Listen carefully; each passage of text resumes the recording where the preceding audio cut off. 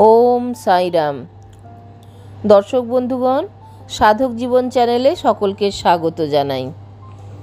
আজকে শ্রী সাই সচ্চরিত্র থেকে পাঠ, অধ্যায় 28, পাখিদের শিরডিতে টেনে আনা। লক্ষ্মীচাঁদ, বুরহানপুরের মহিলা, মেঘার নির্বাণ। শ্রী সাই অনন্ত। তিনি একটা পিঁপড়ে থেকে শুরু করে ব্রহ্মাণ্ড পর্যন্ত সর্বভূতে ব্যাপ্ত। বেদ ও আত্মবিজ্ঞানে পূর্ণ পারঙ্গম হওয়ার দরুন তিনি ছিলেন সদ্গুরু উপাধির সম্পূর্ণ যোগ্য। বিদ্বান হয়েও যদি গুরু নিজের শিষ্যকে সজাগ করে তাকে আত্মস্বরূপের দর্শন না করাতে পারেন, তাহলে তাকে সদ্গুরু নামে কখনোই সম্বোধন করা যায় না। মাতা পিতা কেবল এই নশ্বর শরীরেরই জন্মদাতা, কিন্তু সদ্গুরু জন্ম ও মৃত্যু দুটোর থেকেই মুক্তি পাইয়ে দেন। অতএব তিনি অন্য লোকেদের চেয়ে বেশি দয়াবান। শ্রী সাই বাবা সবসময় বলতেন, আমার ভক্ত 1000 ক্রোশ দূরে থাকলেও শিরডির টানে এইভাবে আকর্ষিত হয়ে চলে আসে, যেমন সুতোয় বাঁধা চড়াই পাখি নিজেই চলে আসে। এই অধ্যায়ে এমনি 3টি পাখির বর্ণনা করা হয়েছে। লালা লক্ষ্মীচাঁদ। এই ভদ্রলোক বম্বের শ্রী ভেঙ্কটেশ্বর প্রেসে চাকরি করতেন। সেই চাকরিটি ছেড়ে উনি রেল বিভাগে আসেন এবং তারপর মেসার্স র্যালি ব্রাদার্স অ্যান্ড কোম্পানিতে কেরানি হিসাবে ঢোকেন। 1910 সালে ওর শ্রী সাই বাবার সাথে যোগাযোগ হয়। বড়দিনের ক্রিসমাস প্রায় মাস 2 আগে সান্তাক্রুজে থাকাকালীন একটি স্বপ্ন দেখেন। এক দাড়িওয়ালা বৃদ্ধকে ভক্তরা ঘিরে বসে আছে। এই ঘটনার কিছুদিন পর উনি নিজের বন্ধু শ্রী দত্তাত্রেয় মঞ্জুনাথ বিজয়ের বাড়িতে দশগণুর কীর্তন শুনতে যান। শ্রী দশগণুর একটা নিয়ম ছিল যে উনি কীর্তন করার সময় শ্রোতাদের সামনে শ্রী সাই বাবার ছবি সাজিয়ে রাখতেন। লক্ষ্মীচাঁদ এই ছবিটি দেখে খুবই আশ্চর্যান্বিত হন, কারণ স্বপ্নে দেখা বৃদ্ধটির আকৃতি হুবহু ওই ছবিটির মতন ছিল। ওর বুঝতে অসুবিধে হয় না যে তিনি স্বপ্নে দর্শন দিয়েছিলেন। তিনি শ্রী সাইনাথ ছাড়া আর কেউ নন। চিত্রদর্শন, দশগণুর মধুর কীর্তন এবং সন্ত তুকারামের ওপর প্রবচন ইত্যাদির এমন একটা প্রভাব ওর ওপরে পড়ে যে উনি শিরডি যাত্রার দৃঢ় সংকল্প করে ফেলেন। চিরকালই ভক্তরা এটা অনুভব করেছে যে যে সদ্গুরু বা কোনো আধ্যাত্মিক জ্ঞানের খোঁজে বেরোয় তাকে ঈশ্বর পদে পদে সাহায্য করেন। সেই রাতেই ওর এক বন্ধু শঙ্কর রাও ওর বাড়িতে আসেন এবং জিজ্ঞাসা করেন যে আপনি কি আমাদের সাথে শিরডি যাবেন? এই কথা শুনে লক্ষ্মীচন্দ্রের মন আনন্দে ভরে ওঠে এবং তক্ষুনি শিরডি যেতে প্রস্তুত হয়ে যান। এক মারোয়াড়ির কাছ থেকে 15 টাকা ধার নিয়ে এবং অন্যান্য আবশ্যক ব্যবস্থা করে উনি শিরডি অভিমুখে রওনা হন। ট্রেনে বন্ধুর সাথে কিছুক্ষণ ভজন কীর্তনও করেন। ওই কামরায় 4 জন মুসলমানও বসেছিল, যারা শিরডির কাছেই নিজেদের বাড়ি ফিরছিল। লক্ষ্মীচাঁদ তাদের কাছে শ্রী সাই বাবার বিষয়ে কিছু জিজ্ঞাসাবাদ করেন। তখন তারা ওকে জানায় শ্রী সাই বাবা শিরডিতে অনেক বছর ধরে আছেন এবং উনি এক খুবই উচ্চ শ্রেণীর সন্ত। কোপার গ্রামে পৌঁছে লক্ষ্মীচাঁদের বাবার জন্য কিছু পেয়ারা কেনার ইচ্ছা হয়, কিন্তু একটু পরই সেখানকার প্রাকৃতিক সৌন্দর্যময় দৃশ্য দেখতে এত মগ্ন হয়ে যান যে পেয়ারার কথা একেবারেই ভুলে যান। ঠিক শিরডির কাছাকাছি পৌঁছে ওর পেয়ারা কেনার কথা মনে পড়ে। ইতিমধ্যে উনি একটি বৃদ্ধাকে টুকরি নিয়ে টাঙ্গার পেছনে দৌড়ে দৌড়ে আসতে দেখেন। এই দেখে উনি টাঙ্গা থামান এবং টুকরিতে পেয়ারা দেখে কিছু ভালো পেয়ারা কিনে নেন। তখন ওই বৃদ্ধাটি ওকে বলেন, দয়া করে এই বাকি পেয়ারাগুলো আমার হয়ে বাবাকে অর্পণ করে দেবেন। এই কথা শুনতেই লক্ষ্মীচন্দ্রের মনে হয় আমার পেয়ারা কেনার যে ইচ্ছাটা ছিল এবং যেটা আমি পরে ভুলে যাই, সেটা ওই বৃদ্ধা আমায় মনে করিয়ে দিল। শ্রী সাই বাবার প্রতি এই বৃদ্ধার ভক্তি দেখে ওরা দুজনেই স্তম্ভিত হয়ে যান। তখন লক্ষ্মীচাঁদ ভাবলেন যে বৃদ্ধকে আমি স্বপ্নে দেখেছিলাম, এই বৃদ্ধা বোধহয় তারই কোনো আত্মীয়া। শিরডি পৌঁছতে এই দূর থেকে মসজিদের ধ্বজাকে প্রণাম করেন, হাতে পুজোর সামগ্রী নিয়ে মসজিদে পৌঁছন। তিনি বাবার বিধিসম্মতভাবে পূজার্চনা করে তৃপ্তি অনুভব করেন। বাবাকে দর্শন করে উনি অত্যন্ত আনন্দিত হন এবং তার চরণে দুটি এমনভাবে জড়িয়ে ধরেন যেমন একটি মৌমাছি পদ্মফুলের মকরন্দের সুগন্ধে মুগ্ধ হয়ে তাকে আঁকড়ে ধরে। তখন বাবা ওকে যা যা বলেন সেটা হেমাডপান্থ নিজের মূল গ্রন্থে এইভাবে বর্ণনা করেছেন। বেটা রাস্তায় ভজন কীর্তন করে এবং অন্য লোকেদের কাছে জিজ্ঞাসাবাদ করে। অন্যদের জিজ্ঞাসা করার কি দরকার? সব কিছু নিজের চোখেই দেখো, কেন অন্যকে জিজ্ঞাসা করা? স্বপ্ন মিথ্যা না সত্যি এবার নিজেই বিচার করে নাও। মারোয়াড়ির কাছ থেকে ধার নেওয়ার কি দরকার ছিল? মনের ইচ্ছা কি পূরণ হলো? এই শব্দগুলি শুনে বাবার সর্বব্যাপকতা অনুভব করে লক্ষ্মীচাঁদ বিস্মিত হন। উনি হতভম্ব হয়ে গেলেন যে বাড়ি থেকে শিরডি পর্যন্ত রাস্তায় যা যা ঘটেছিল সেসব কথা বাবা জানতেন। এখানে লক্ষ্য করার মতো বিষয় হলো এই যে ঋণ নিয়ে তাকে দর্শন করতে আসা বা ধার করে তীর্থযাত্রা বা আনন্দোৎসব করা বাবা পছন্দ করতেন না। সাঁজা, এক রকমের সুজির পায়েস। দুপুরে খাওয়ার সময় এক ভক্তের কাছ থেকে সাঁজার প্রসাদ পেয়ে লক্ষ্মীচাঁদ খুব খুশি হন। পরের দিনও উনি সাঁজার আশাতেই বসেছিলেন, কিন্তু সেদিন আর কোনো ভক্ত সেই প্রসাদ বিতরণ করল না। তৃতীয় দিন বাপু সাহেব যোগ বাবাকে জিজ্ঞাসা করেন কিসের নৈবেদ্য অর্পণ করা হবে। বাবা ওকে সাঁজা আনতে বলেন। ভক্তরা দুটো বড় পাত্র ভরে সাঁজা নিয়ে আসেন।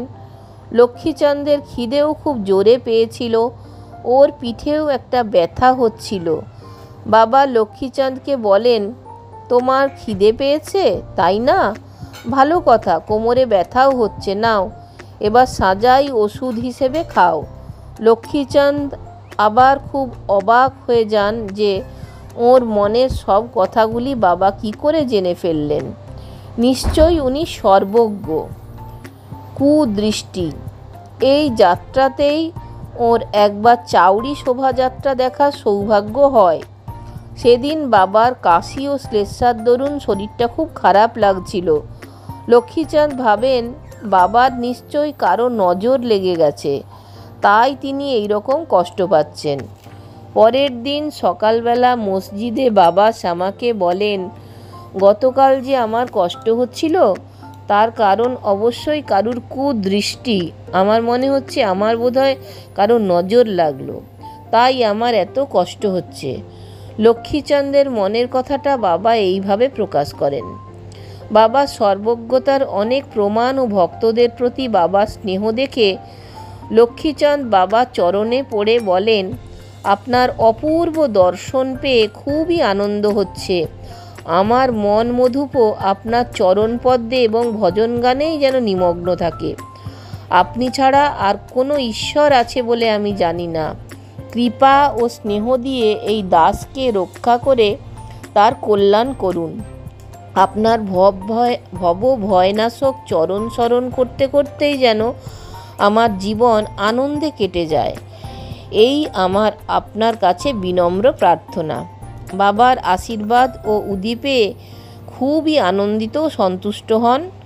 বন্ধুর সাথে সারা রাস্তা বাবার লীলার গুণগান করতে করতে উনি বাড়ি ফিরে আসেন। বলা বাহুল্য এরপর উনি বাবার অনন্য ভক্ত হয়ে ওঠেন। শিরডি যাত্রীদের হাতে উনি বাবার জন্য মালা, কর্পূর ও দক্ষিণা পাঠাতেন। বুরহানপুরের মহিলা। এবার এই দ্বিতীয় পাখিটির ভক্ত বর্ণনা করা হবে। একদিন বুরহানপুরের এক মহিলা স্বপ্নে দেখেন যে শ্রী সাই বাবা ওর দরজায় দাঁড়িয়ে খিচুড়ি চাইছেন। ঘুম থেকে উঠে দরজায় কাউকে দেখতে পান না, তবুও স্বপ্নের কথা ভেবে ওর খুব ভালো লাগে এবং নিজের স্বামী ও অন্যান্য লোকদের স্বপ্নের কথাটা জানান। ওর স্বামী ডাক বিভাগে কাজ করতেন। ওরা দুজনেই খুব ধার্মিক প্রকৃতির লোক ছিলেন। যখন আকোলায় স্থানান্তরণ হয় তখন ওরা শিরডি যাওয়া স্থির করেন। একটা শুভ দিন দেখে শিরডির জন্য রওনা হন। পথে গোমতী তীর্থ হয়ে ওরা শিরডি পৌঁছান এবং সেখানে 2 মাস থাকেন। প্রতিদিন ওরা মসজিদে যেতেন এবং বাবার পুজো করে আনন্দে সময় কাটাতেন। যদিও ওই দম্পতি বাবাকে খিচুড়ি ভোগ অর্পণ করতে এসেছিলেন, কিন্তু কোনো না কোনো কারণে 14 দিন অবধি ওদের সেই সুযোগ আর মেলে না। কিন্তু ওই মহিলা এই কাজে আর দেরি করতে চাইতেন না। 15 দিনের দিন খিচুড়ি নিয়ে মসজিদে পৌঁছে দেখেন বাবা অন্য লোকেদের সাথে খেতে বসে গেছেন। পর্দা টানা হয়ে গেলে কেউ ভেতরে প্রবেশ করার সাহস করত না, কিন্তু উনি আর এক দণ্ডও প্রতীক্ষা করতে পারছিলেন না। হাত দিয়ে পর্দা সরিয়ে সোজা ভেতরে ঢুকে যান। খুবই আশ্চর্যের কথা যে বাবার সেদিন সবচেয়ে আগে খিচুড়ি খেতে ইচ্ছে করছিল। মহিলাটি থালা নিয়ে ভেতরে ঢুকতেই বাবা খুব খুশি হন এবং তার থেকে খিচুড়ির দলা নিয়ে খেতে শুরু করেন।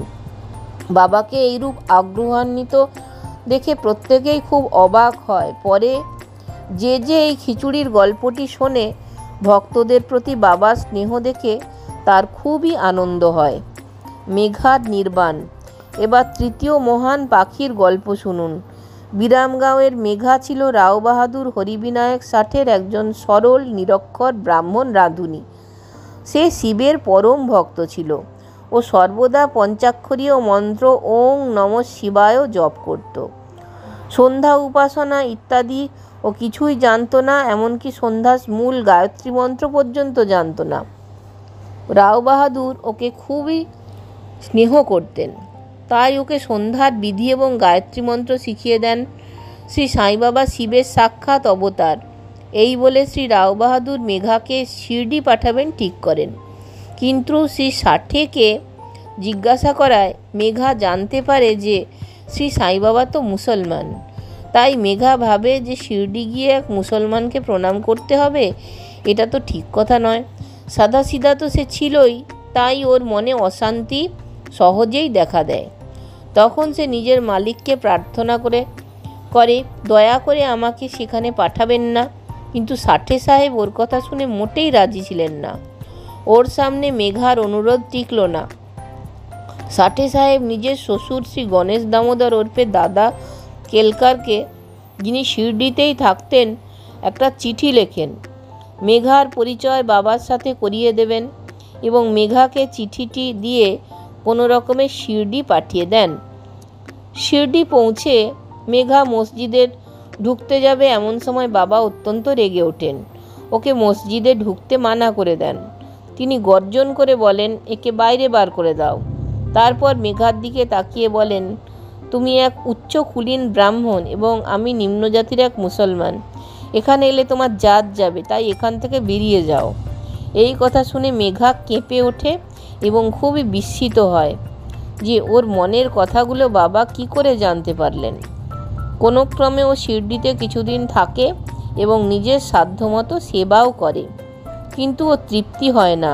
ও বাড়ি ফিরে আসে এবং সেখান থেকে ত্রায়ম্বক জেলা নাসিক চলে যায়। পুরো 1 বছর পর ও আবার শিরডি আসে এবং এবার দাদা কেলকারের বলাতে মসজিদে ঢোকার সুযোগ পায়। শ্রী সাই বাবা মৌখিক উপদেশ দ্বারা মেঘার উন্নতি করার চেয়ে ওর হৃদয় পরিবর্তন এবং সংশোধন করতে চাইছিলেন। ফলে মেঘার যথেষ্ট উন্নতি হয়েছিল। এখনও শ্রী সাই বাবাকে সাক্ষাৎ শিবেরই অবতার বলে মানত। শিব পুজোর বেলপাতা নিতান্তই আবশ্যক। নিজের শিবের শ্রী বাবার পুজোর জন্য বেলপাতার খোঁজে সে অনেক দূর অবধি চলে যেত। প্রতিদিনের তার এই নিয়ম ছিল যে গ্রামে যতগুলো দেবালয় ছিল আগে সেখানে গিয়ে পুজো করত এবং তারপর মসজিদে এসে বাবাকে প্রণাম করে কিছুক্ষণ চরণ সেবা করে চরণামৃত পান করত। একবার খান্ডবা মন্দিরের দরজা বন্ধ থাকায় পুজো না করেই মসজিদে ফিরে আসে, কিন্তু মসজিদে বাবা ওর সেবা স্বীকার করেন না এবং ওকে আগে খান্ডবা মন্দিরে পুজো করে আসতে বলেন। বাবা ওকে জানান যে মন্দিরের দ্বার খুলে গেছে। যথারীতি পুজো করে ফিরে আসার পরই বাবা ওকে তাঁর পুজো করার অনুমতি দেন। ওং সাইরাম। দর্শক বন্ধুগণ, যদি ভালো লাগে তাহলে অবশ্যই চ্যানেলটা একটা লাইক শেয়ার সাবস্ক্রাইব করে আমার চলার পথে সঙ্গী হবেন। সকলকে অজস্র ধন্যবাদ চ্যানেলটা দেখবার জন্য। নমস্কার।